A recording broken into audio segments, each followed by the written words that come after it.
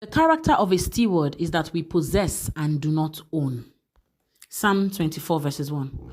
One thing that we must recognize in understanding stewardship is the fact that God owns everything in our lives. We must change our mindset towards ownership to obey God's will involving our possessions.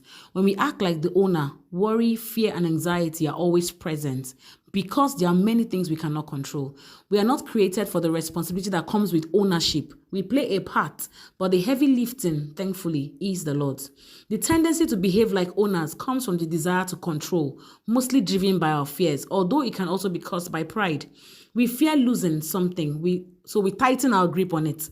We must accept that we are not in control, but God always is. Since God owns it all, how much authority do you give God over your possessions and your life? A kingdom steward never forgets his place as a caretaker, servant, and manager. We know clearly that we own nothing. No matter your possessions or treasures acquired here, you will leave it all. If you do not leave it, it will still eventually leave you. When you withhold anything from God, you will eventually lose it. When you don't withhold anything from Him, you'll have all that you need. Quit the ownership and entitlement mentality. Ownership is a heavy burden we are never or we're not meant to carry. Ownership belongs to God.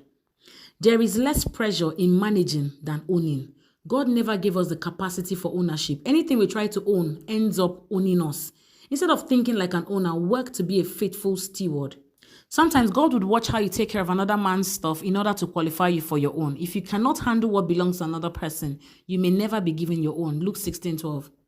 Is there anything you are owning rather than managing? The best way to recognize this is to look for things that cause you to worry, get stressed, and become anxious. If you see this in your life, release your control and give back the ownership to God. You will experience more joy, peace, and fulfillment.